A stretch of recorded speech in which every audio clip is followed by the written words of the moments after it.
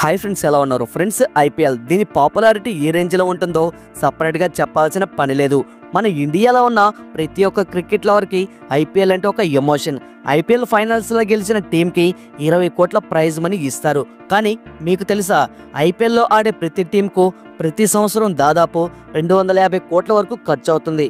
అంటే ప్లేయర్స్కి జీతాలు ఇవ్వడం, వాళ్ళ ప్రయాణాలకు అయ్యే ఖర్చు, వాళ్ళ ప్రాక్టీస్కి అయ్యే ఖర్చు, ఇలా ప్రతి ఖర్చు కూడా ఆ టీమ్ ఓనర్సే స్వయంగా భరిస్తారు.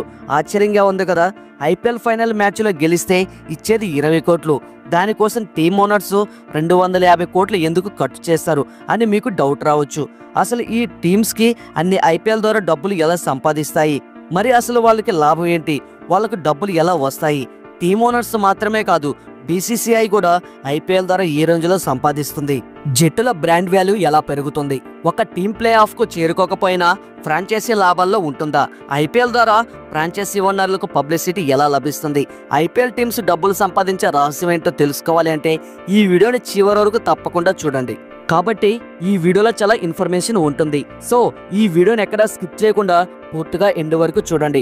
అలాగే ఈ వీడియోకి మీ సపోర్ట్గా జస్ట్ లైక్ చేయండి చాలు. ఇలాంటి మరెన్నో అద్భుతమైన వీడియోలను మిస్ కాకుండా ఉండాలి అంటే మన ఛానల్కు ఇప్పుడే సబ్స్క్రైబ్ చేసుకొని పక్కనే ఉన్నటువంటి బెల్ ఐకాన్ క్లిక్ చేసి యాక్టివేట్ చేసుకోండి. ఇంకా లేట్ చేయకుండా వీడియోలకైతే వెళ్ళిపోదాం.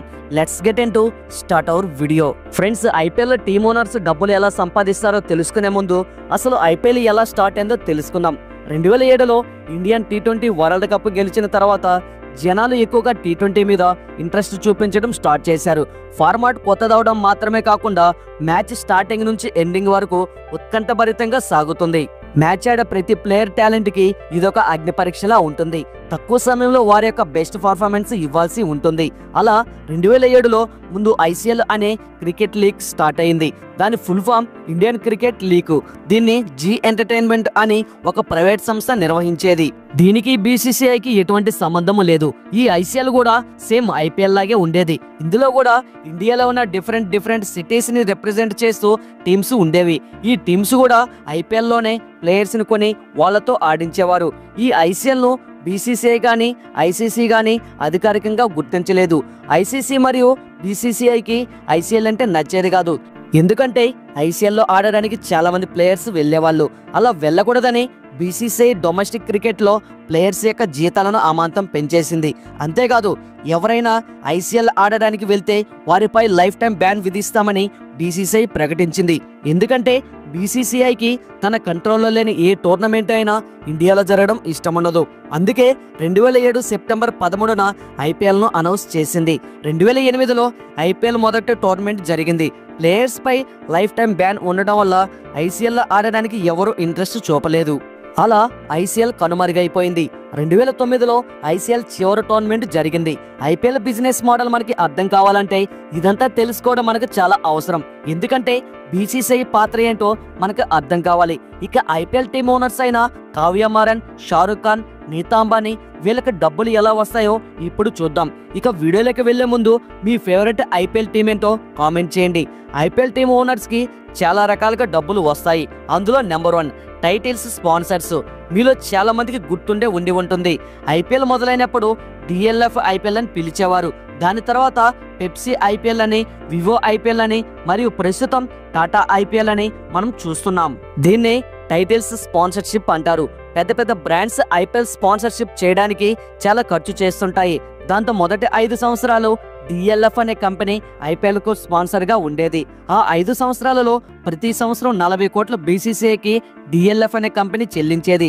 ఆ తర్వాత 2013 నుంచి 2015 వరకు టైటిల్స్ స్పాన్సర్ గా ఉన్న పెప్సీ సంవత్సరానికి 79 కోట్లు బీసీసీఐకి చెల్లించేది.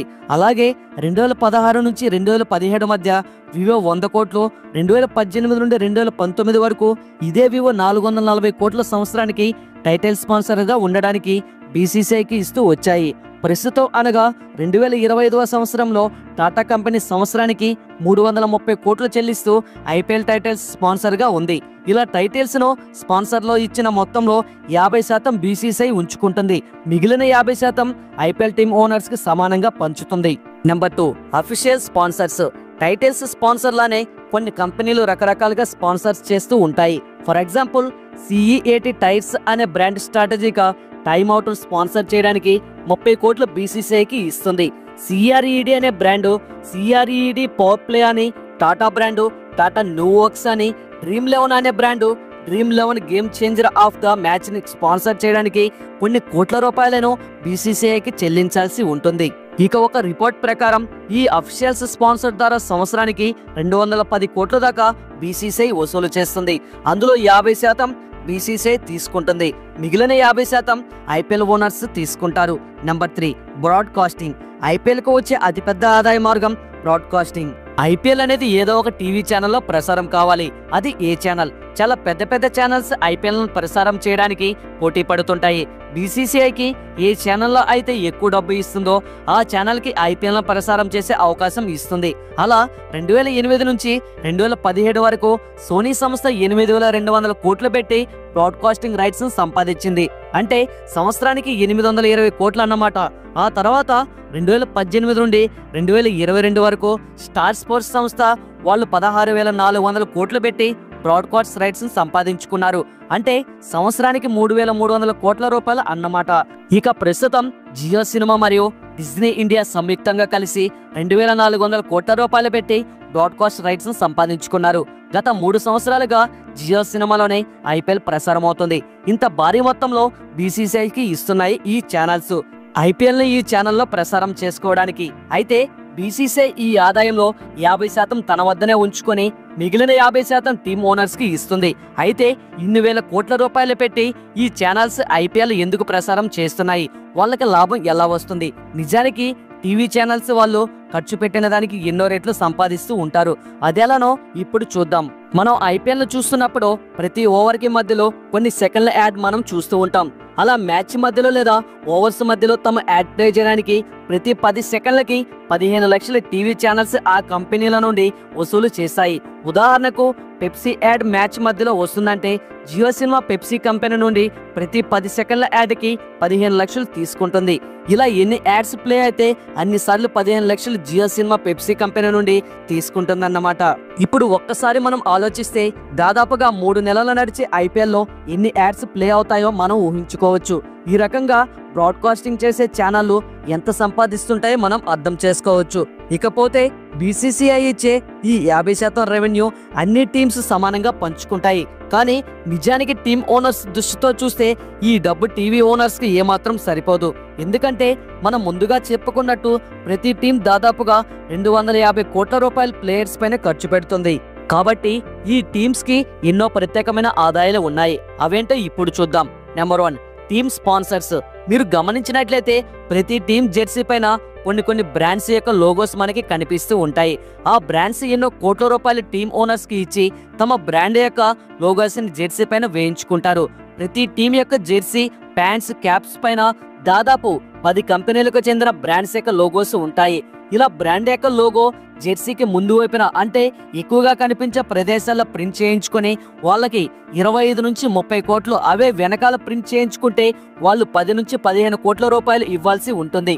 ఇలా ఒక్కో టీం బ్రాండ్ వాల్యూని బట్టి ఈ ప్రైజింగ్ ఉంటుంది. సిఎస్కే, ముంబై ఇండియన్స్, ఆర్సీబీ లాంటి టీమ్స్ యొక్క బ్రాండ్ వాల్యూ ఎక్కువగా ఉంటుంది కాబట్టి వాళ్ళు ఇంకా ఎక్కువ ఛార్జ్ చేసే ఛాన్స్ కూడా ఉంటుంది. Number 2 ticket sales. Ticket sales ద్వారా కూడా ఐపీఎల్ టీమ్ ఓనర్స్ కి డబ్బులు వస్తాయి. అదెలానో ఇప్పుడు చూద్దాం. ప్రతి ఐపీఎల్ టీం వాళ్ళ హోమ్ గ్రౌండ్ లో ఖచ్చితంగా 7 మ్యాచ్లు ఆడుతుంది. అలా ఆ 7 మ్యాచ్ల్లో టికెట్ల అమ్మకం ద్వారా వచ్చిన డబ్బుల్లో 80% ఆ హోమ్ టీం తీసుకుంటుంది. మిగతా 20% హోమ్ స్టేట్ క్రికెటర్ అసోసియేషన్ కి ఇస్తుంది. ఫర్ ఎగ్జాంపుల్ ఎల్బీ స్టేడియంలో క్రికెట్ మ్యాచ్ జరిగితే ఆ టికెట్ల అమ్మకం ద్వారా వచ్చిన ఆదాయంలో 80% ఎస్ఆర్హెచ్ టీం తీసుకుంటుంది. మిగతా 20% హైదరాబాద్ క్రికెటర్ అసోసియేషన్ కి ఇస్తుంది.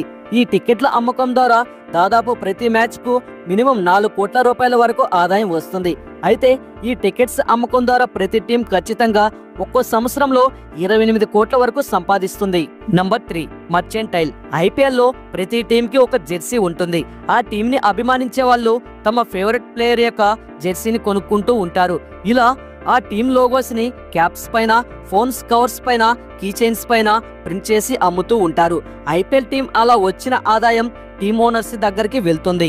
Number 4 CSK Chennai super Kings 5వ ఐపీఎల్ టైటిల్స్ గెలిచిన తర్వాత వారి బ్రాండ్ వాల్యూ 8,150 కోట్లకు చేరుకోగా ముంబై ఇండియన్స్ 5 టైటిల్స్ ను గెలుచుకొని దాదాపు 10,000 కోట్ల బ్రాండ్ వాల్యూ సాధించింది. సిఎస్కేను అత్యంత విలువైన బ్రాండ్ గా నిలిపేందుకు మహేంద్ర సింగ్ ధోని కెప్టెన్సీ కీలకంగా మారింది. అదేవిధంగా రోహిత్ శర్మ ముంబై ఇండియన్స్ ను 5 టైటిల్స్ ను గెలిపించి అత్యంత విజయవంతమైన జట్టుగా నిలిపాడు. అయితే టైటిల్స్ లేకపోయినా స్టార్ ప్లేయర్లు ఉండే జెట్ బ్రాండ్ విలువ ఎక్కువగా ఉంటుంది. ఉదాహరణకు రాయల్ ఛాలెంజర్స్ బెంగళూరు ఇప్పటి వరకు ఒక్క ఐపీఎల్ టైటిల్ కూడా గెలవలేదు.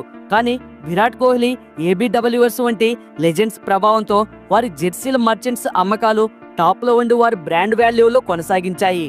నంబర్ 5 ఇక ప్రైజ్ మనీ విషయానికి వస్తే గెలిచిన టీంకి 20 కోట్లు, రన్నర్ అప్ గా నిలిచిన టీంకి 13 కోట్లు, క్వాలిఫై 2లో ఓడిన టీంకి 7 కోట్లు, ఎలిమినేటర్ లో ఓడిన టీంకి 6.5 కోట్ల రూపాయలు బీసీసీఐ ఇస్తుంది. అయితే ఇందులో సగం టీం ఓనర్స్ తీసుకుంటారు, మిగతా సగం టీం సభ్యులందరికీ సమానంగా పంచుతారు. కానీ ఈ ప్రైజ్ మనీ కంటే ఎన్నో రెట్లు ప్రతి ప్లేయర్ ఆక్షన్ ద్వారా సంపాదిస్తూ ఉంటారు. అలాగే player of the match, orange cap, purple cap అని కూడా ఉంటాయి.